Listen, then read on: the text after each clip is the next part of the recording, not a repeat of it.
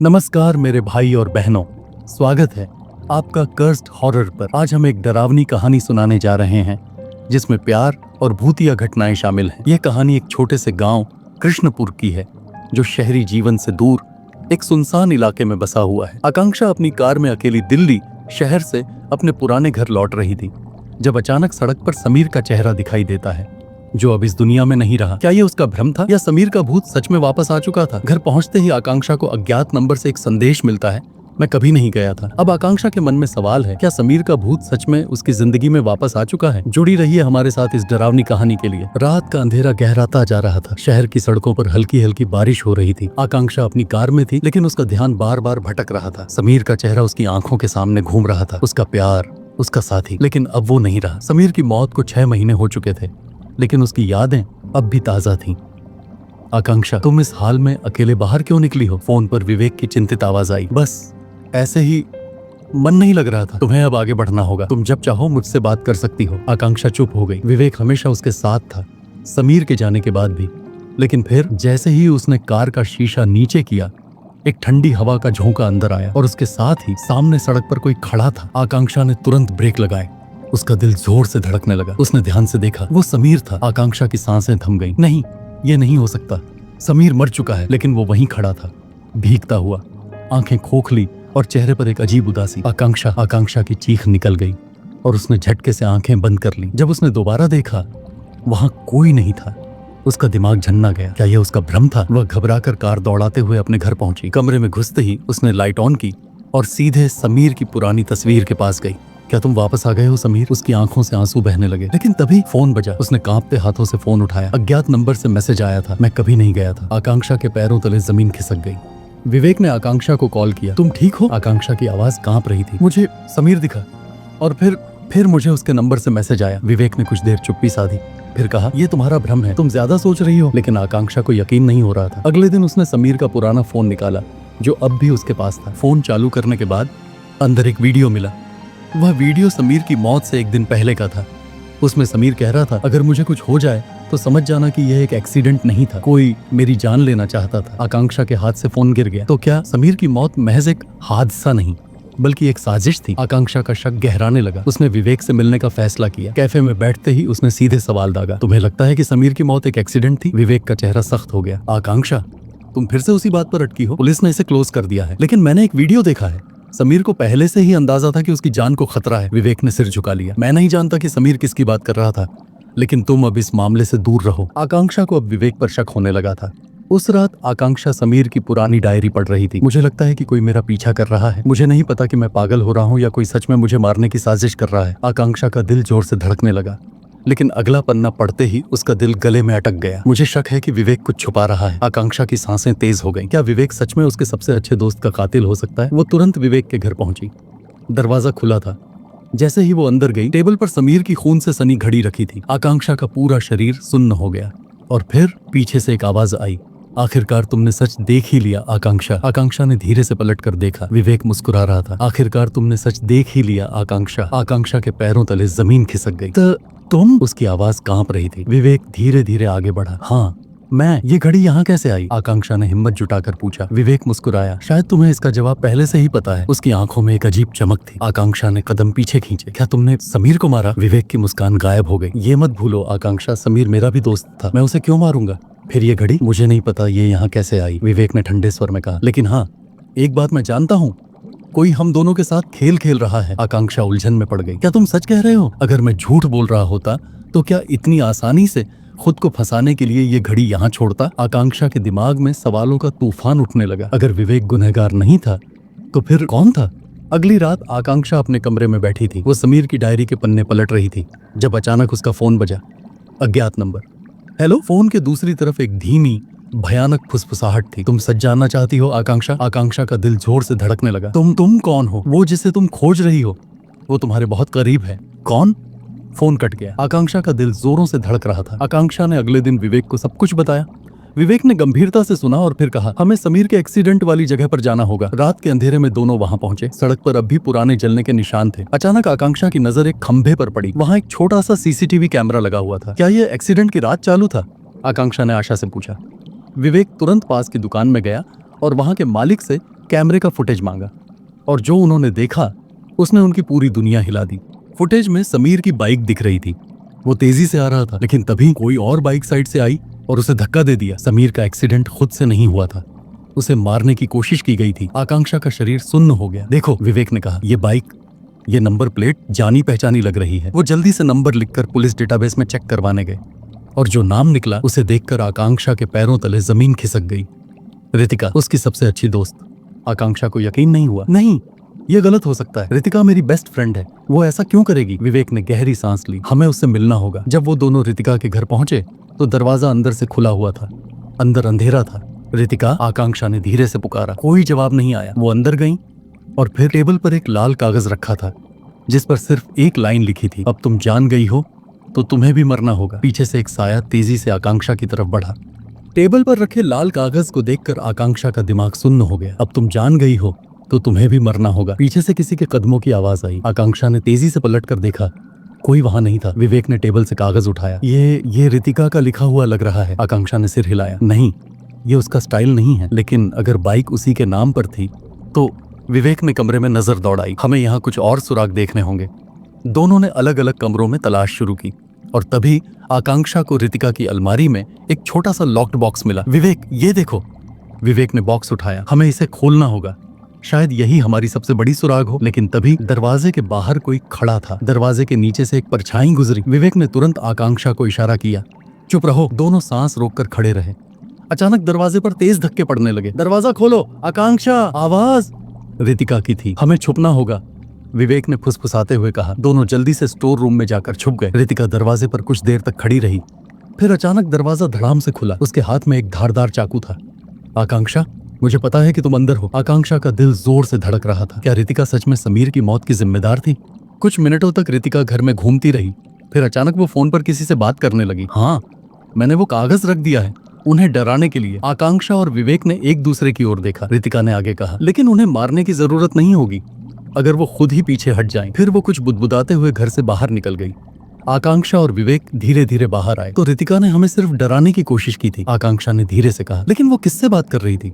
विवेक ने सवाल किया। वो दोनों रितिका के कमरे में वापस आए और बॉक्स खोलने का फैसला किया। लेकिन जब उन्होंने बॉक्स खोला, उसमें कुछ ऐसा था जिसे देखकर आकांक्षा की आंखें चौड़ी रह गई। बॉक्स में रखी थी एक पुरानी डायरी। आकांक्षा ने पन्ने पलटना शुरू किया। मैं समीर को बहुत पसंद करती थी, लेकिन वो हमेशा आकांक्षा के पीछे था। अगर समीर मेरा नहीं हो सकता तो वो किसी का नहीं होगा। आकांक्षा के हाथ कांपने लगे। ये क्या है? विवेक ने डायरी के और पन्ने पलटे। मैंने उसे कई बार समझाने की कोशिश की, लेकिन उसने मेरी फीलिंग्स को नजरअंदाज किया। मुझे कोई और रास्ता नहीं दिखा। आकांक्षा की सांसें तेज हो गईं।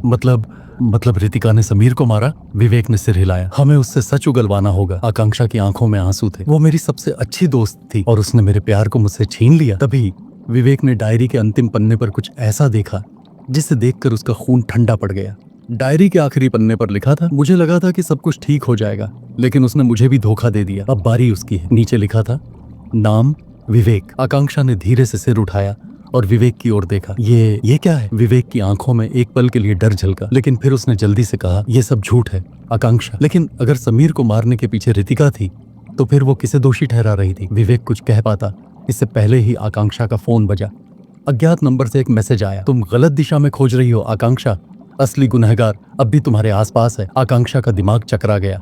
आकांक्षा के हाथ से फोन गिरते गिरते बचा। तुम गलत दिशा में खोज रही हो आकांक्षा, असली गुनहगार अब भी तुम्हारे आसपास है। उसका दिल जोर जोर से धड़कने लगा। विवेक ने फोन छीनकर मैसेज पढ़ा। कौन हो सकता है ये? कोई हमारा खेल बना रहा है? आकांक्षा ने कांपते हुए कहा। अगर रितिका गुनहगार थी तो फिर ये मैसेज कौन भेज रहा है? विवेक ने घड़ी की ओर देखा। हमें रितिका से मिलकर सच उगलवाना होगा, और अगर वो सच में गुनहगार नहीं निकली तो? विवेक की आंखों में अजीब चमक आई। तो इसका मतलब कोई और है जिसने समीर को मारा और हमें धोखा दे रहा है। आकांक्षा का दिमाग तेजी से घूमने लगा। कौन था जो उन्हें असली सच्चाई से दूर करने की कोशिश कर रहा था? रात के 11 बजे दोनों रितिका के घर पहुंचे। दरवाजा खुला था। लगता है कोई अंदर है, विवेक फुसफुसाया। अंदर जाकर देखा तो रितिका एक चाकू हाथ में लिए शीशे के सामने खड़ी थी। उसकी आंखें सुर्ख लाल हो चुकी थी। रितिका, आकांक्षा ने उसे पुकारा। रितिका ने धीरे धीरे सिर घुमाया। तो तुम आ ही गई। उसकी आवाज अजीब थी, मानो वो अपने होश में नहीं थी। आकांक्षा धीरे धीरे आगे बढ़ी। रितिका, ये सब क्या है? क्या तुमने समीर को मारा? रितिका ने जोर से हंसना शुरू कर दिया। मारने की बात कर रही हो? मैं तो खुद को भी मारने वाली थी। और उसने चाकू अपने हाथ पर चलाने की कोशिश की। रितिका, नहीं, आकांक्षा ने दौड़कर उसका हाथ पकड़ लिया। रितिका जोर जोर से रोने लगी। मैंने समीर को नहीं मारा। आकांक्षा, मुझे नहीं पता कि वो कैसे मरा। विवेक और आकांक्षा ने एक दूसरे की ओर देखा। अगर रितिका ने नहीं मारा तो फिर असल गुनहगार कौन था? रितिका शांत होने के बाद बोली, समीर की मौत एक एक्सीडेंट नहीं थी। आकांक्षा, किसी ने उसे मारा, लेकिन वो कौन था? मैं नहीं जानती। तो फिर ये डायरी में जो लिखा था वो क्या था? आकांक्षा ने गुस्से से पूछा। रितिका ने सिर झुका लिया। मैंने सिर्फ अपने दिल की भड़ास निकाली थी, लेकिन मैंने समीर को नहीं मारा। विवेक ने आगे बढ़कर पूछा, तो वो बाइक? रितिका कांपने लगी। बाइक चोरी हो गई थी एक्सीडेंट के एक दिन पहले। किसने चुराई थी? रितिका ने एक नाम लिया और वो नाम सुनते ही आकांक्षा की आंखें फैल गईं। राहुल? राहुल उनका क्लासमेट। वो हमेशा ग्रुप में चुपचाप रहता था, लेकिन क्या वो इस सब के पीछे था? हमें राहुल से मिलना होगा, विवेक ने कहा। अगले दिन कॉलेज में उन्होंने राहुल को रोका। राहुल, हमें तुमसे बात करनी है, आकांक्षा ने कहा। राहुल थोड़ा घबराया, लेकिन फिर बोला, क्या हुआ? तुमने रितिका की बाइक क्यों चुराई थी? विवेक ने सीधा सवाल किया। राहुल की आंखें चौड़ी हो गईं। तुम क्या कह रहे हो? मैंने कुछ नहीं किया। झूठ मत बोलो राहुल, हमारे पास सबूत हैं। राहुल की सांसें तेज हो गईं। उसने चारों ओर देखा और फिर धीरे से बोला, ठीक है, मैं बताता हूँ, लेकिन इसके बदले मुझे बचाओगे? आकांक्षा का दिल जोर जोर से धड़कने लगा। राहुल कुछ ऐसा जानता था जो समीर की मौत से जुड़ा था। राहुल ने इधर उधर देखा और फुसफुसाया, जिस रात समीर की मौत हुई उस रात मैं भी वहां था। आकांक्षा और विवेक चौंक गए। मैंने रितिका की बाइक चुराई थी, लेकिन सिर्फ एक मजाक के लिए। फिर मैं एक दोस्त से मिलने चला गया, लेकिन जब वापस आया तो बाइक गायब थी। मतलब कोई और उसे चला रहा था? आकांक्षा ने पूछा। राहुल ने सिर हिलाया। हाँ, और जब मैंने पता लगाने की कोशिश की तो मुझे एक सीसीटीवी फुटेज मिला। क्या? विवेक चौंक गया। तुम्हारे पास फुटेज है? राहुल ने फोन निकाला और फुटेज चलाया, और जैसे ही फुटेज दिखा आकांक्षा की आंखें फटी रह गईं। बाइक पर जो इंसान समीर को धक्का दे रहा था वो कोई और नहीं बल्कि विवेक था। आकांक्षा की सांस अटक गई। उसने धीरे से सिर उठाया और विवेक की ओर देखा। विवेक की आंखों में अब वो मासूमियत नहीं थी, वो उसकी तरफ देख रहा था, ठंडी और खतरनाक नजरों से। आकांक्षा का दिल तेजी से धड़कने लगा। उसने धीरे धीरे सिर उठाया और विवेक की ओर देखा। तुम? विवेक की आंखों में अब वो मासूमियत नहीं थी जो हमेशा थी। वो उसे ठंडी और खतरनाक नजरों से घूर रहा था। राहुल की उंगलियां कांप रही थीं। उसने मोबाइल की स्क्रीन आकांक्षा की ओर बढ़ाई। वो फुटेज साफ दिखा रही थी कि जिस इंसान ने समीर को धक्का दिया था वो विवेक ही था, लेकिन विवेक के चेहरे पर कोई पछतावा नहीं था। वो धीरे धीरे मुस्कुराया। तो अब तुमने सच देख लिया आकांक्षा? राहुल पीछे हटने लगा। मैं जा रहा हूँ, मुझे इस सब में नहीं पड़ना। लेकिन विवेक ने झटके से उसकी कॉलर पकड़ ली। तुम कहीं नहीं जा रहे? राहुल की आंखों में डर झलक आया। विवेक प्लीज, मैंने किसी को कुछ नहीं बताया। आकांक्षा कांप उठी। विवेक, ये सब तुमने क्यों किया? विवेक ने गहरी सांस ली और एक भयानक सच उगल दिया। तुम जानना चाहती हो कि मैंने समीर को क्यों मारा? विवेक की आंखों में एक अलग ही जुनून था। क्योंकि उसने तुम्हें मुझसे छीन लिया था। आकांक्षा के कदम लड़खड़ा गए। क्या? हाँ, मैं तुमसे बचपन से प्यार करता था, लेकिन तुमने कभी मुझे उस नजर से नहीं देखा। फिर जब समीर तुम्हारी जिंदगी में आया तो मैंने खुद को समझाया कि शायद तुम खुश रहोगी। उसकी सांसें तेज हो गईं। लेकिन समीर तुम्हें धोखा दे रहा था। आकांक्षा चौंक गई। क्या? हाँ, समीर किसी और लड़की से भी मिला करता था। मैं तुम्हें बचाना चाहता था आकांक्षा, तो तुमने उसे मार डाला। आकांक्षा चिल्ला उठी। वो मरने के लायक था। विवेक की आंखें लाल हो गईं। राहुल की सांसें तेज हो गईं। तो तुम पागल हो गए हो? विवेक ने झटके से उसकी कॉलर छोड़ दी। अब मैं तुम्हें भी नहीं छोड़ सकता राहुल। राहुल का चेहरा पीला पड़ गया। विवेक प्लीज, मैं किसी को कुछ नहीं बताऊंगा। लेकिन विवेक ने जेब से एक चाकू निकाल लिया। विवेक, ये सब छोड़ दो, आकांक्षा ने गुस्से और डर के मिश्रण में कहा। विवेक ने धीरे धीरे चाकू को घुमाया। अगर मैंने समीर को मारा था तो मैं तुम्हें भी खत्म कर सकता हूँ राहुल। नहीं, आकांक्षा ने अचानक आगे बढ़कर विवेक को धक्का दे दिया। चाकू उसके हाथ से गिर गया।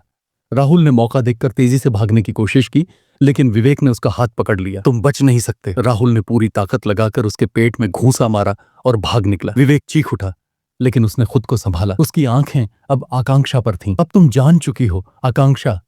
तुम्हें लगता है कि मैं तुम्हें छोड़ दूंगा? आकांक्षा का दिल डूब गया। वो यहां से कैसे निकलेगी? आकांक्षा धीरे धीरे पीछे हटने लगी। विवेक, जो हुआ वो गलत था, लेकिन क्या? विवेक ने आगे बढ़ते हुए कहा। लेकिन तुम मुझे मारने वाले हो? विवेक एक पल के लिए रुका। नहीं, मैं तुम्हें मारना नहीं चाहता था, मैं बस तुम्हारे साथ रहना चाहता था। लेकिन अब वो धीरे से चाकू उठाने के लिए झुका। आकांक्षा ने देखा और तेजी से दरवाजे की ओर भागी। विवेक ने भी छलांग लगाई। दोनों दरवाजे तक पहुंचे, लेकिन आकांक्षा ने दरवाजा तेजी से बंद कर दिया। धड़ाम! विवेक ने दरवाजे पर जोर से मुक्का मारा। आकांक्षा, ये दरवाजा खोलो! लेकिन आकांक्षा तेजी से सीढ़ियों की ओर भागी। विवेक गुस्से से चीख रहा था। तुम मुझसे बच नहीं सकती आकांक्षा। लेकिन तभी पीछे से पुलिस की आवाज आई। हाथ ऊपर कर लो विवेक। राहुल भागते भागते पुलिस स्टेशन पहुंच चुका था। उसने उन्हें सब बता दिया। विवेक ने जैसे ही पुलिस को देखा वो भागने की कोशिश करने लगा, लेकिन पुलिस ने उसे चारों तरफ से घेर लिया। अब भागने का कोई फायदा नहीं। विवेक ने गुस्से से आकांक्षा की ओर देखा। तुमने मुझे धोखा दिया। आकांक्षा की आंखों में आंसू थे। नहीं विवेक, तुमने खुद को धोखा दिया। पुलिस ने विवेक को हथकड़ियां लगा दी। आकांक्षा वहीं बैठ गई और जोर जोर से रोने लगी। समीर को इंसाफ मिल चुका था। विवेक को पुलिस ले जा चुकी थी। आकांक्षा और राहुल ने राहत की सांस ली, लेकिन उनके मन में एक अजीब सी बेचैनी थी। क्या ये सच में खत्म हो गया? आकांक्षा ने खुद से सवाल किया। राहुल ने धीरे से कहा, कम से कम अब हमें कोई खतरा नहीं है। लेकिन तभी आकांक्षा के फोन पर एक मैसेज आया। तुम्हें लगता है कि कहानी खत्म हो गई? असली खेल तो अब शुरू होगा। समीर। आकांक्षा का पूरा शरीर सुन्न पड़ गया। समीर। राहुल ने फोन छीन कर देखा और उसके चेहरे का रंग उड़ गया। ये कैसे हो सकता है? आकांक्षा को यकीन नहीं हो रहा था। ये कोई मजाक कर रहा है। समीर मर चुका है। राहुल ने सिर हिलाया। लेकिन अगर कोई हमारे साथ खेल रहा है तो ये बेहद खतरनाक है। आकांक्षा ने तुरंत पुलिस को फोन लगाया। हमें विवेक से मिलना होगा। हो सकता है कि ये उसी की कोई चाल हो। पुलिस स्टेशन पहुंचे, लेकिन पुलिस ने बताया विवेक 3 घंटे पहले जेल से फरार हो चुका है। आकांक्षा और राहुल का खून जम गया। तो क्या ये सब उसी का किया धरा है? लेकिन पुलिस अधिकारी ने एक और डरावनी बात बताई। हमें एक और चौंकाने वाली बात पता चली है। समीर की लाश गायब हो गई है। आकांक्षा की सांसें अटक गईं। समीर की लाश गायब? रात के 12 बजे आकांक्षा और राहुल श्मशान घाट पहुंचे। जहां समीर को जलाया गया था वहां की मिट्टी खुदी हुई थी। राहुल ने कांपते हुए कहा, क्या किसी ने उसकी लाश चुरा ली? लेकिन इससे भी डरावनी चीज थी। आसपास की जमीन पर खून के निशान थे। ये क्या हो सकता है? आकांक्षा ने घबराकर कहा। तभी हवा में एक अजीब सी सरसराहट हुई। कोई धीमे स्वर में फुसफुसा रहा था, आकांक्षा, तुमने मुझे धोखा दिया। अब मैं लौट आया हूँ। आकांक्षा की रीढ़ में ठंडी लहर दौड़ गई। ये कौन है? राहुल ने मोबाइल की टॉर्च ऑन की, लेकिन वहां कोई नहीं था। हमें यहां से निकलना होगा। आकांक्षा और राहुल वापस हॉस्टल पहुंचे, लेकिन उनका डर खत्म नहीं हुआ। अगर समीर सच में लौट आया है तो, आकांक्षा ने हकलाते हुए कहा। नहीं, ऐसा नहीं हो सकता। राहुल चिल्लाया। ये जरूर कोई इंसान कर रहा है, कोई जिंदा इंसान। लेकिन कौन? तभी आकांक्षा को एक अजीब ख्याल आया। क्या अगर समीर की मौत के पीछे कोई और भी था? राहुल ने उसे घूर कर देखा। क्या मतलब ये कि हो सकता है विवेक सिर्फ एक मोहरा था, असली गुनहगार अब भी बाहर हो। राहुल की आंखें फैल गईं। अगर ये सच है तो हमें असली गुनहगार को पकड़ना होगा। अगले दिन आकांक्षा ने समीर की पुरानी चीजें खंगालनी शुरू की। उसकी डायरी, उसकी तस्वीरें, और फिर एक पत्र मिला। आकांक्षा ने पत्र पढ़ा और उसकी आंखें चौड़ी हो गईं। अगर मुझे कुछ हो जाए तो इसका जिम्मेदार कोई और नहीं, बल्कि पत्र वहीं पर खत्म हो गया था। राहुल ने चिंता से पूछा, आगे कुछ लिखा क्यों नहीं? तभी दरवाजे पर दस्तक हुई। आकांक्षा और राहुल ने एक दूसरे को देखा। कौन है? कोई जवाब नहीं आया, लेकिन दरवाजा अपने आप धीरे धीरे खुलने लगा। दरवाजा धीरे धीरे खुल रहा था। आकांक्षा और राहुल एक दूसरे को घबराकर देखने लगे। आकांक्षा ने कांपते हुए कहा, कौन है? कोई जवाब नहीं आया। राहुल ने हिम्मत जुटाकर दरवाजे के पास जाकर झांका, लेकिन वहां कोई नहीं था। सिर्फ एक कागज का टुकड़ा पड़ा था। राहुल ने झुककर कागज उठाया। उसमें सिर्फ एक लाइन लिखी थी, सच जानना चाहती हो? फिर से वहां जाओ जहां कहानी शुरू हुई थी। आकांक्षा का दिल तेजी से धड़कने लगा। मतलब? राहुल ने गहरी सांस ली। हमें उस जगह जाना होगा जहां समीर का एक्सीडेंट हुआ था। रात के 1 बजे आकांक्षा और राहुल उसी जगह पहुंचे जहां समीर का एक्सीडेंट हुआ था। सड़क पर अब भी कुछ निशान बाकी थे, लेकिन वहां पहुंचते ही गाड़ी की टूटी हुई हेडलाइट्स के टुकड़े गायब हो चुके थे। राहुल ने कहा, ये तो पुलिस ने यहां से हटाए नहीं थे। तो फिर किसने? आकांक्षा की आवाज कांप गई। तभी हवा में एक अजीब सरसराहट हुई। आकांक्षा और राहुल ने महसूस किया कि कोई उनके आसपास मौजूद है। तुम लोग बहुत देर से भाग रहे हो, अब बच नहीं पाओगे। आवाज सीधी आकांक्षा के कानों में गूंजी। आकांक्षा ने झटके से पीछे देखा, लेकिन कोई नहीं था। राहुल ने घबराकर कहा, हमें यहां से चलना होगा। अगली सुबह आकांक्षा और राहुल पुलिस स्टेशन गए। हमने कल कुछ अजीब चीजें महसूस की। हमें लगता है कि समीर का मामला जितना दिख रहा था उससे कहीं ज्यादा गहरा है। इंस्पेक्टर ने गहरी नजर से उन्हें देखा। क्या तुम सच में जानना चाहते हो कि उस रात क्या हुआ था? राहुल और आकांक्षा ने एक साथ सिर हिलाया। इंस्पेक्टर ने एक पुरानी फाइल निकाली और टेबल पर रख दी। हमने तुम्हें ये कभी नहीं बताया, लेकिन आकांक्षा और राहुल सांस रोककर सुनने लगे। समीर के शरीर पर सिर्फ एक्सीडेंट के जख्म नहीं थे, उसे पहले से ही चोटें लगी हुई थीं। आकांक्षा और राहुल दोनों चौंक गए। मतलब वो एक्सीडेंट से पहले ही किसी से झगड़ा कर चुका था? हाँ, और हमें लगता है कि एक्सीडेंट जानबूझकर करवाया गया था। राहुल ने धीरे से कहा, तो फिर असली कातिल कौन है? इंस्पेक्टर ने गहरी सांस ली। वो अभी भी आजाद घूम रहा है। आकांक्षा और राहुल पूरी तरह से उलझ चुके थे। अगर समीर का एक्सीडेंट सिर्फ एक हादसा नहीं था, तो फिर असली गुनहगार कौन था? आकांक्षा को अचानक कुछ याद आया। समीर ने अपनी मौत से कुछ दिन पहले मुझसे कहा था कि उसे किसी से खतरा है। राहुल ने चौंक कर पूछा, क्या उसने किसी का नाम लिया था? आकांक्षा ने सिर हिलाया। नहीं, लेकिन उसने कहा था कि वो मुझे सब कुछ बताने वाला है। पर उसके पहले ही राहुल के दिमाग में एक झटके में सब कुछ कनेक्ट हो गया। कहीं ऐसा तो नहीं कि विवेक भी सिर्फ एक मोहरा था? आकांक्षा का दिमाग घूम गया। मतलब असली गुनहगार कोई और है? राहुल ने गहरी सांस ली। हाँ, और हम बहुत देर कर चुके हैं। आकांक्षा और राहुल ने फैसला किया कि वे समीर की पुरानी बातें और घटनाएं दोबारा खंगालेंगे। रात के 12 बजे दोनों लाइब्रेरी में समीर की पुरानी चीजें देख रहे थे। तभी लाइट अचानक बुझ गई। राहुल, आकांक्षा ने घबराकर पुकारा। कोई जवाब नहीं आया। आकांक्षा ने महसूस किया कि कोई उसके बहुत करीब खड़ा है। तुम जानना चाहती थी ना कि असली गुनहगार कौन है? आकांक्षा ने कांपते हुए पूछा। कौन? उस परछाई ने धीरे से फुसफुसाया। मैं ही हूँ, तुम्हारी मौत का कारण। आकांक्षा का दिल जोर जोर से धड़क रहा था। मैं ही हूँ तुम्हारी मौत का कारण। ये शब्द उसके कानों में हथौड़े की तरह गूंज रहे थे। अंधेरे में वह परछाई धीरे धीरे उसकी ओर बढ़ रही थी। आकांक्षा ने कांपते हुए पूछा, कौन हो तुम? परछाई रुकी और धीरे धीरे लाइट जल उठी। राहुल बेहोश जमीन पर पड़ा था। आकांक्षा ने जब सामने देखा तो उसकी आंखें फटी रह गईं। विवेक? हाँ, सामने खड़ा शख्स कोई और नहीं बल्कि विवेक था, लेकिन उसके चेहरे पर एक अजीब सी मुस्कान थी। तुम्हें लगा था कि मैं इतनी आसानी से हार जाऊंगा? आकांक्षा की सांस अटक गई। तुम जेल से भाग गए थे, लेकिन तुम यहाँ क्यों आए हो? विवेक ने ठहाका लगाया। असली खेल तो अब शुरू हुआ है आकांक्षा। आकांक्षा ने घबराकर राहुल को होश में लाने की कोशिश की, लेकिन विवेक ने एक चाकू निकाल लिया। राहुल को जगाने की जरूरत नहीं है, वो अब कुछ ही देर में वैसे भी नहीं रहेगा। आकांक्षा ने डरते हुए कहा, तुम ये सब क्यों कर रहे हो? विवेक ने गहरी सांस ली। क्योंकि तुमने मेरी जिंदगी बर्बाद कर दी। आकांक्षा, तुम क्या कहना चाहते हो? तुमने मुझे कभी प्यार नहीं किया, लेकिन मैंने तुम्हें अपनी पूरी जान से चाहा था, और जब समीर बीच में आया तो मैंने उसे हटा दिया, लेकिन फिर भी तुमने मुझे नहीं अपनाया। आकांक्षा का खून खौल उठा। तुम पागल हो, प्यार जबरदस्ती नहीं किया जाता। विवेक ने हंसते हुए कहा, अब तुम्हें भी मरना होगा ताकि तुम्हें एहसास हो कि प्यार को ठुकराने की क्या सजा होती है। वो चाकू लेकर आकांक्षा की ओर बढ़ा। आकांक्षा ने अपने पूरे दम से विवेक को धक्का दिया और भागने की कोशिश की, लेकिन दरवाजा अंदर से बंद था। राहुल अब भी बेहोश पड़ा था। विवेक तेजी से आगे बढ़ा। अब कोई तुम्हें बचाने नहीं आएगा आकांक्षा। तभी आकांक्षा ने पास रखे टेबल लैंप को उठाया और पूरे जोर से विवेक के सिर पर दे मारा। विवेक चीखते हुए नीचे गिर पड़ा। आकांक्षा ने जल्दी से दरवाजा खोला और बाहर भागी, लेकिन सीढ़ियों के नीचे कोई खड़ा था। आकांक्षा का खून जम गया। तुम इतनी जल्दी नहीं बच सकती आकांक्षा। वो शख्स एक लंबी काली जैकेट पहने हुए था। आकांक्षा ने डरते हुए पूछा, तुम कौन हो? उस आदमी ने धीरे से कहा, तुमने सोचा कि समीर का खेल खत्म हो चुका है? आकांक्षा की आंखें फटी रह गईं। समीर? उस आदमी ने सिर झुका लिया और कहा, हाँ, मैं बच गया था। आकांक्षा की पूरी दुनिया उलट गई। तो तुम्हारा एक्सीडेंट तो सब कुछ एक साजिश थी आकांक्षा, और इसमें सिर्फ विवेक ही शामिल नहीं था। आकांक्षा पूरी तरह सन्न रह गई। तो फिर असली गुनहगार कौन है? समीर ने धीरे से कहा, जिस पर तुमने सबसे ज्यादा भरोसा किया था। समीर की बात सुनकर आकांक्षा हिल गई। जिस पर मैंने सबसे ज्यादा भरोसा किया था? समीर ने सिर हिलाया। हाँ, सोचो आकांक्षा, किसने हमेशा तुम्हें सही रास्ते पर दिखाया, लेकिन असल में तुम्हें धोखा दे रहा था। आकांक्षा के दिमाग में राहुल का चेहरा आया। राहुल?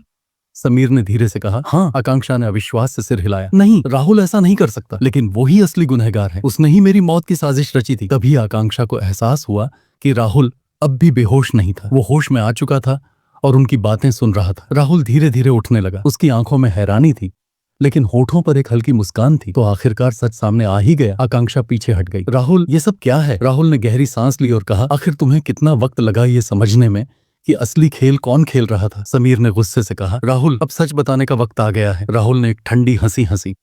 सच? तुम दोनों को क्या लगता है मैंने ये सब यूं ही किया? आकांक्षा कांपते हुए बोली। तुम ही असली गुनहगार हो राहुल। राहुल ने सिर झुकाया और धीमे से कहा, हाँ, और मुझे इसका कोई अफसोस नहीं है। समीर और आकांक्षा अविश्वास में राहुल को देख रहे थे। आकांक्षा ने कांपते हुए पूछा, लेकिन तुमने ये सब क्यों किया? राहुल ने ठंडी नजरों से समीर को घूरा। क्योंकि समीर हमेशा सबसे अच्छा था, स्कूल में, कॉलेज में, हर जगह, और मैं हमेशा उसका साइडकिक बना रहा। समीर ने गुस्से से कहा, तो तुमने मुझे मारने की साजिश रची? राहुल ने सिर हिलाया। हाँ, लेकिन एक्सीडेंट असली योजना नहीं थी। मैं चाहता था कि समीर को सब भूल जाएं। आकांक्षा की आंखों में आंसू आ गए। तो तुमने विवेक को भी मोहरा बना दिया? राहुल ने हंसते हुए कहा, हाँ, लेकिन ये तो बस शुरुआत थी। राहुल ने अपनी जैकेट की जेब से एक छोटी सी बंदूक निकाली। अब जब तुम लोग सच जान चुके हो तो मैं तुम्हें जिंदा नहीं छोड़ सकता। समीर और आकांक्षा घबराकर पीछे हटे। राहुल ने धीरे धीरे बंदूक समीर की तरफ की। सबसे पहले तुम्हारा नंबर समीर। तभी आकांक्षा ने एक तेज आवाज सुनी, गोलियां चलने की आवाज। समीर ने अपनी आंखें बंद कर लीं, लेकिन उसे कोई दर्द महसूस नहीं हुआ। जब उसने आंखें खोली तो देखा पुलिस वहां खड़ी थी और राहुल जमीन पर गिरा हुआ था। इंस्पेक्टर ने बंदूक नीचे की और कहा, खेल खत्म राहुल, तुम्हारे सारे राज खुल चुके हैं। आकांक्षा और समीर ने राहत की सांस ली, लेकिन उनके दिलों में राहुल की सच्चाई का दर्द हमेशा के लिए बस चुका था। राहुल जमीन पर गिर पड़ा। उसकी छाती से खून बह रहा था। आकांक्षा ने जब देखा तो इंस्पेक्टर अरविंद सामने खड़े थे। उनके हाथ में बंदूक थी। अब ये खेल खत्म हो चुका है।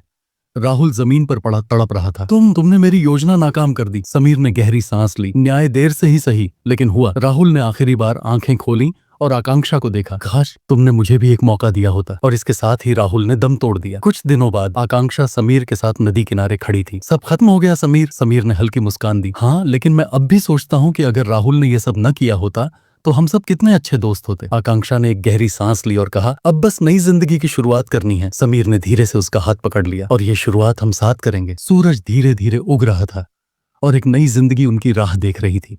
समीर और आकांक्षा को लगा कि सब कुछ खत्म हो चुका है, लेकिन हकीकत कुछ और थी। राहुल की मौत के बाद भी आकांक्षा को अजीब अजीब चीजें महसूस हो रही थीं। रात में उसके कमरे में किसी के होने का एहसास होता, कभी कोई छाया दिखती तो कभी किसी के फुसफुसाने की आवाज सुनाई देती। शुरुआत में उसने सोचा कि यह उसका भ्रम है, लेकिन जब समीर के साथ भी अजीब घटनाएं होने लगीं तो दोनों को यकीन हो गया कि कुछ गड़बड़ है। क्या सच में राहुल चला गया था? रात के 2 बजे आकांक्षा अपने कमरे में सो रही थी। अचानक उसे किसी के पैरों की आहट सुनाई दी। वो झटके से उठी और कमरे में चारों तरफ नजर घुमाई। कुछ नहीं था, लेकिन तभी उसके मोबाइल स्क्रीन पर एक मैसेज आया। तुम्हें लगा था कि सब खत्म हो गया?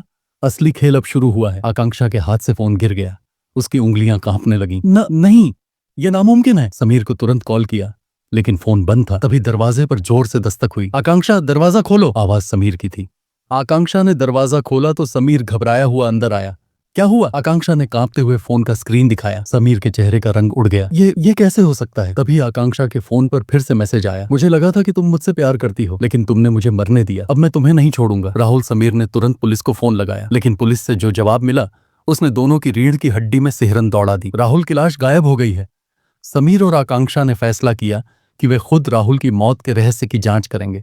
वे दोनों उस कब्रिस्तान पहुंचे जहां राहुल को दफनाया गया था, लेकिन वहां पहुंचकर जो नजारा देखा उससे उनकी सांसें थम गईं। राहुल की कब्र पूरी तरह से खोदी जा चुकी थी। ताबूत टूटा हुआ पड़ा था और अंदर कुछ भी नहीं था। समीर ने धीमी आवाज में कहा, राहुल की लाश गायब हो चुकी है। आकांक्षा की आंखों में डर था। मतलब वो जिंदा है? तभी पास खड़े एक आदमी ने कहा, नहीं, वो मरा नहीं था, उसे किसी ने बचा लिया था। समीर और आकांक्षा ने चौंक कर उस आदमी की तरफ देखा। कौन हो तुम? वो आदमी धीरे से मुस्कुराया। मैं वो हूं जिसने राहुल को जिंदा रखा ताकि उसका बदला पूरा हो सके। समीर ने गुस्से से उस आदमी का कॉलर पकड़ा। सच बताओ, राहुल कहाँ है? उस आदमी ने हंसते हुए कहा, वो वहीं है जहां उसे होना चाहिए, तुम्हारे बहुत करीब। तभी आकांक्षा के फोन पर कॉल आया। उसने कांपते हुए फोन उठाया। हेलो आकांक्षा, कैसे हो? ये राहुल की आवाज थी। आकांक्षा का शरीर सुन्न पड़ गया। तुम मर चुके थे, तुम वापस कैसे आए? राहुल ने धीरे से कहा, मैं मरा नहीं था आकांक्षा, लेकिन अब तुम्हारी बारी है। फोन कट गया। समीर और आकांक्षा ने एक दूसरे को घबरा कर देखा। अब हमें राहुल को रोकना ही होगा, इससे पहले कि वो कुछ और कर बैठे। आकांक्षा और समीर को अब यकीन हो गया था कि राहुल मरा नहीं था, बल्कि वो कहीं छिपा हुआ था और बदला लेने के लिए लौट आया था। लेकिन सबसे बड़ा सवाल यह था कि वो आखिर था कहां? आकांक्षा ने समीर से कहा, हमें पुलिस को बताना चाहिए। समीर ने सिर हिलाया। नहीं, पुलिस राहुल को पहले भी पकड़ नहीं पाई थी। अब हमें खुद ही ये पता लगाना होगा कि वो कहां है और उसका अगला कदम क्या होगा। आकांक्षा ने सहमते हुए कहा, लेकिन अगर हम गलत साबित हुए तो ये हमारी जान के लिए खतरा बन सकता है। समीर ने उसकी आंखों में देखा और कहा, हमें कोई ना कोई रास्ता निकालना ही होगा। लेकिन उन्हें पता नहीं था कि इस बार राहुल ने अपनी चाल बहुत पहले ही चल दी थी और वो उनके हर कदम पर नजर रख रहा था। राहुल के फोन कॉल के बाद समीर और आकांक्षा ने तय किया कि वे राहुल के पुराने दोस्तों से मिलेंगे। शायद कोई कुछ जानता हो। वे कॉलेज के एक दोस्त आदित्य से मिलने गए। आदित्य ने दोनों को देखकर कहा, मुझे लगा था कि राहुल मर चुका है, लेकिन अब जब तुम लोग कह रहे हो कि वो जिंदा है तो एक बात बतानी जरूरी है। आकांक्षा ने घबराकर पूछा, क्या? आदित्य ने धीरे से कहा, राहुल को बचाने वाला कोई और नहीं बल्कि उसका बड़ा भाई है, विक्रम। विक्रम? आदित्य ने सिर हिलाया। हाँ, और विक्रम एक खतरनाक आदमी है। वो जेल में था लेकिन 3 महीने पहले ही रिहा हुआ है। अगर राहुल की लाश गायब हुई है तो उसके पीछे विक्रम का ही हाथ होगा। आकांक्षा और समीर के होश उड़ गए। राहुल का भाई क्या अब उनके लिए सबसे बड़ा खतरा बन चुका था? अब एक बात साफ थी, राहुल अकेला नहीं था बल्कि उसका भाई विक्रम उसकी मदद कर रहा था। लेकिन अब अगला सवाल यह था कि वो क्या करने वाले थे? रात के 11 बजे समीर और आकांक्षा एक सुनसान सड़क से गुजर रहे थे जब अचानक उनकी गाड़ी के ब्रेक फेल हो गए। समीर, कार नहीं रुक रही। समीर ने पूरी ताकत से ब्रेक दबाया, लेकिन कोई असर नहीं हुआ। तभी सामने एक ट्रक तेजी से उनकी ओर बढ़ रहा था। आकांक्षा ने जोर से चीखते हुए अपनी आंखें बंद कर लीं। हम बच नहीं सकते। समीर ने हिम्मत नहीं हारी। आखिरी सेकंड पर उसने कार को तेजी से मोड़ दिया। गाड़ी सड़क से फिसलकर एक पेड़ से टकराई। समीर और आकांक्षा को चोटें आई थीं, लेकिन वे जिंदा थे। आकांक्षा ने कांपते हुए कहा, यह कोई हादसा नहीं था, ये एक साजिश थी। तभी पीछे से एक साया धीरे धीरे उनकी ओर बढ़ा। तुम सही कह रही हो आकांक्षा। आवाज सुनते ही समीर और आकांक्षा ने चौंक कर देखा। राहुल उनके सामने खड़ा था, जिंदा और पहले से ज्यादा खतरनाक। राहुल ने ठंडी मुस्कान के साथ कहा, क्या तुमने सच में सोचा था कि मैं इतनी आसानी से हार जाऊंगा? समीर ने गुस्से से कहा, राहुल, ये सब बंद करो। तुम पहले ही बहुत कुछ कर चुके हो। राहुल ने हंसते हुए कहा, अभी तो खेल शुरू हुआ है दोस्त। तभी पीछे से एक और परछाई आई। विक्रम, राहुल के बड़े भाई ने गहरी आवाज में कहा, अब तुम लोग मेरी गिरफ्त में हो। अब तुम्हारे पास कोई रास्ता नहीं बचा। आकांक्षा ने घबराकर चारों तरफ देखा। वो दोनों पूरी तरह फंस चुके थे। राहुल और उसका भाई विक्रम, समीर और आकांक्षा के सामने खड़े थे। चारों तरफ घना अंधेरा था। समीर ने गुस्से से कहा, राहुल, ये सब बंद करो। तुम अपनी नफरत में इतने अंधे हो चुके हो कि अपनी ही जिंदगी बर्बाद कर रहे हो। राहुल ने एक ठंडी हंसी हंसी। मेरी जिंदगी तो उसी दिन बर्बाद हो गई थी जब तुम दोनों ने मुझे मरने के लिए छोड़ दिया था। विक्रम ने आगे बढ़कर कहा, अब हमारे पास दो ही रास्ते हैं, या तो तुम हमारे साथ आओ या फिर। वो अचानक चुप हो गया और एक पिस्तौल निकालकर समीर के सिर पर तान दी। आकांक्षा चीख पड़ी, नहीं, प्लीज उसे छोड़ दो। राहुल ने सिर हिलाया, अब बहुत देर हो चुकी है। आकांक्षा। विक्रम ने अपनी बंदूक का ट्रिगर दबाने ही वाला था कि तभी, रुक जाओ, एक जोरदार आवाज गूंजी। सबने चौंक कर देखा। पुलिस की गाड़ियां चारों तरफ से उन्हें घेर चुकी थीं। इंस्पेक्टर अरविंद गाड़ी से उतरे और बोले, खेल खत्म हो चुका है राहुल। राहुल और विक्रम ने एक दूसरे को देखा। विक्रम ने गुस्से से कहा, धोखा, किसी ने पुलिस को बुला लिया। राहुल ने अपने दांत पीसते हुए कहा, यह खत्म नहीं हुआ है। तभी उसने समीर को पकड़ लिया और उसकी गर्दन पर चाकू रख दिया। अगर किसी ने आगे बढ़ने की कोशिश की तो समीर की मौत पक्की है। पुलिस के पास कोई और रास्ता नहीं था। इंस्पेक्टर अरविंद ने हाथ ऊपर उठाकर कहा, राहुल, हम तुम्हें जाने देंगे, लेकिन समीर को छोड़ दो। राहुल ने सिर हिलाया, मुझे बेवकूफ मत समझो। अगर मैं समीर को छोड़ दूंगा तो तुम मुझे मार दोगे। समीर ने खुद को छुड़ाने की कोशिश की, लेकिन राहुल ने चाकू और गहराई से उसकी गर्दन पर रख दिया। बिल्कुल भी मत हिलना, वरना। तभी आकांक्षा ने हिम्मत जुटाकर कहा, राहुल, अगर तुम सच में मुझसे प्यार करते थे तो अब इस नफरत को खत्म कर दो। राहुल के हाथ कांपने लगे। आकांक्षा ने आगे बढ़ते हुए कहा, देखो, तुमने जो भी किया वो सब एक गलतफहमी के कारण था, लेकिन अब भी वक्त है, तुम सुधर सकते हो। राहुल की आंखों में आंसू आ गए। उसने धीरे से समीर को छोड़ दिया, लेकिन जैसे ही उसने ऐसा किया, विक्रम ने गुस्से से उस पर बंदूक तान दी। तू क्या कर रहा है राहुल? ये हमारे दुश्मन है। राहुल ने आंसू पोंछते हुए कहा, नहीं भैया, मैंने बहुत गलत किया, मुझे अब और गलतियां नहीं करनी। रात के 3 बजे समीर और आकांक्षा जब सो रहे थे, तभी उनके फ्लैट की लाइट अचानक बंद हो गई। समीर, ये क्या हो रहा है? तभी कमरे में हल्की हलचल हुई। कोई उनके फ्लैट के अंदर था। समीर ने एक बैटन उठाई और धीरे धीरे बाहर की ओर बढ़ा। तभी पीछे से किसी ने उसकी गर्दन पर हमला किया। धप्प! समीर जमीन पर गिर पड़ा। आकांक्षा ने घबराकर देखा, एक काला नकाब पहने आदमी उनके सामने खड़ा था। उसने धीरे से कहा, अब इस खेल का अंत होगा। आकांक्षा की आंखें डर से फैल गईं। तुम कौन हो? नकाबपोश आदमी धीरे धीरे आगे बढ़ा। तुम्हें क्या लगा मैं तुम्हें इतनी आसानी से छोड़ दूंगा? उसकी आवाज भारी और डरावनी थी। समीर बेहोश पड़ा था और अब आकांक्षा अकेली थी। उसने हिम्मत जुटाकर कहा, अगर तुम सच में इतने ताकतवर हो तो नकाब के पीछे क्यों छिपे हो? आदमी हंस पड़ा। फिर उसने धीरे धीरे अपना नकाब हटाया और आकांक्षा की आंखें हैरान रह गईं। तुम? आदमी ने ठंडी मुस्कान के साथ कहा, तुम सोच भी नहीं सकते कि मैं कौन हूं। आकांक्षा। अब लाइट धीरे धीरे वापस आ गई। उसका चेहरा साफ दिखाई दे रहा था। कर्ण, हाँ, वही कर्ण जो खुद को विक्रम के गैंग से अलग बताकर उनकी मदद कर रहा था। आकांक्षा को यकीन नहीं हुआ। तुम झूठ बोल रहे थे, तुम हमारे दुश्मन थे। कर्ण ने सिर हिलाया, नहीं, मैं तुम्हारा दुश्मन नहीं हूं, लेकिन मैं तुम्हें जिंदा भी नहीं छोड़ सकता। आकांक्षा को समझ नहीं आ रहा था कि अब क्या करे। समीर अभी भी बेहोश था। कर्ण धीरे धीरे आगे बढ़ा और एक चाकू निकाल लिया। अब तुम्हारे पास कोई रास्ता नहीं बचा, आकांक्षा। आकांक्षा ने पीछे हटते हुए देखा कि खिड़की थोड़ी खुली थी। अगर वो जल्दी से वहां तक पहुंच जाती तो शायद बच सकती थी, लेकिन कर्ण को उसकी चालाकी समझ में आ गई। भागने की कोशिश भी मत करना। लेकिन आकांक्षा ने हिम्मत जुटाई और तेजी से खिड़की की तरफ दौड़ पड़ी। कर्ण ने चाकू से हमला किया, लेकिन तभी समीर अचानक जाग गया और उसने कर्ण को पीछे खींच लिया। समीर और कर्ण के बीच जबरदस्त लड़ाई शुरू हो गई। समीर ने गुस्से से कहा, तुमने हमें धोखा दिया कर्ण। कर्ण ने जवाब दिया, तुम समझ नहीं रहे समीर, ये सब मैं अपनी जान बचाने के लिए कर रहा हूं। समीर ने उसका कॉलर पकड़कर कहा, मतलब? कर्ण ने कहा, कबीर, वो बहुत खतरनाक है। अगर मैंने तुम्हें नहीं मारा तो वो मुझे मार देगा। समीर और आकांक्षा दोनों चौंक गए। मतलब कबीर अब भी हमारे पीछे है? कर्ण ने सिर हिलाया, हाँ, और वो बहुत जल्द तुम्हारे सामने आएगा। कर्ण की बात सुनकर समीर और आकांक्षा और ज्यादा डर गए। लेकिन तभी दरवाजे पर किसी ने जोर से दस्तक दी। धड़ धड़ धड़! आकांक्षा ने घबराकर पूछा, अब कौन है? कर्ण ने डर से कहा, कबीर आ गया। दरवाजा धीरे धीरे खुला। एक आदमी अंदर आया। उसकी आंखों में खून उतर आया था। वो कबीर था। अब तुम बच नहीं सकते। दरवाजा खुलते ही एक लंबा चौड़ा आदमी अंदर दाखिल हुआ। उसकी आंखों में गुस्सा और चेहरे पर घातक मुस्कान थी। तो तुम ही हो समीर और आकांक्षा? समीर और आकांक्षा चुपचाप खड़े थे। कर्ण ने धीरे से कहा, ये कबीर है, राहुल और विक्रम का सबसे बड़ा भाई। कबीर ने एक जोरदार ठहाका लगाया। तुमने मेरे दोनों भाइयों को मुझसे छीन लिया, अब मैं तुम्हारी जिंदगी को जहन्नुम बना दूंगा। समीर ने गुस्से से कहा, हमने कुछ नहीं किया, राहुल की मौत उसकी अपनी गलतियों की वजह से हुई थी। कबीर का चेहरा लाल पड़ गया। बकवास बंद करो, अब तुम दोनों को मरना होगा। कबीर ने एक पिस्तौल निकाली और सीधा समीर की ओर तान दी। अब कोई नहीं बचेगा। तभी आकांक्षा ने तेजी से पास रखी टेबल पर एक गिलास उठाया और कबीर के सिर पर दे मारा। धप! कबीर थोड़ा लड़खड़ा गया और इसी बीच समीर ने उसे धक्का देकर जमीन पर गिरा दिया। कर्ण भी उनके साथ मिल गया। कबीर गुस्से से उठा और अपनी पिस्तौल से सीधे आकांक्षा की ओर फायर किया। धाएं! गोली चली और आकांक्षा ने डर से आंखें बंद कर लीं। लेकिन जब उसने आंखें खोली तो देखा कि कर्ण सामने खड़ा था। गोली कर्ण के सीने में लगी थी।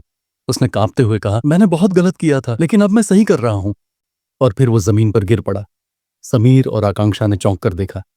कर्ण धीरे धीरे मर रहा था, लेकिन मरने से पहले उसने समीर का हाथ पकड़कर कहा, अब कबीर को मत छोड़ना। फिर उसकी सांसें रुक गईं। कर्ण की मौत ने समीर और आकांक्षा के अंदर गुस्सा भर दिया। समीर ने कबीर की ओर देखा और कहा, अब यह खेल खत्म होगा। समीर ने कबीर पर हमला कर दिया। दोनों के बीच जबरदस्त लड़ाई हुई, लेकिन कबीर बहुत ताकतवर था। उसने समीर को पकड़कर जमीन पर पटक दिया। आकांक्षा ने पास पड़ी एक रॉड उठाई और कबीर के सिर पर दे मारी। धप! कबीर जमीन पर गिर पड़ा। समीर ने जल्दी से उसकी पिस्तौल उठा ली और उसे कबीर के सिर पर तान दिया। अब मैं तुम्हें नहीं छोड़ूंगा।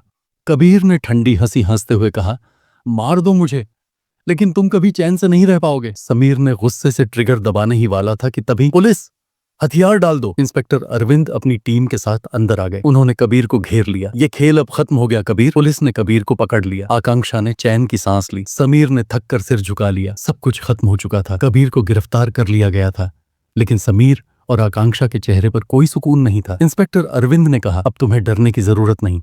ये आदमी अब कभी बाहर नहीं आएगा। आकांक्षा ने समीर का हाथ थामा और धीरे से कहा, क्या ये सब सच में खत्म हो गया? समीर ने गहरी सांस लेते हुए कहा, हाँ, अब कोई और डर नहीं बचा। 3 महीने बाद समीर और आकांक्षा अपनी नई जिंदगी शुरू करने के लिए शहर छोड़कर जा रहे थे। पिछले कुछ महीनों में उन्होंने बहुत कुछ खोया था, दोस्त, विश्वास और चैन की नींद। लेकिन अब वक्त था एक नई शुरुआत का। रेलवे स्टेशन पर खड़े होकर आकांक्षा ने समीर से कहा, अगर जिंदगी हमें फिर से कोई चुनौती दे तो हम उसका सामना साथ में करेंगे, है ना? समीर ने मुस्कुराकर उसका हाथ थाम लिया। हमेशा आखिरी साजिश। जब ट्रेन चलने लगी तभी किसी ने दूर खड़े होकर उन्हें देखा। एक आदमी जिसकी आंखों में गहरा अंधेरा था। वो धीरे धीरे मुस्कुराया और बुदबुदाया, खेल खत्म नहीं हुआ, ये तो बस एक नई शुरुआत है। प्यार की कसम या मौत की सजा की ये कहानी यहीं खत्म होती है।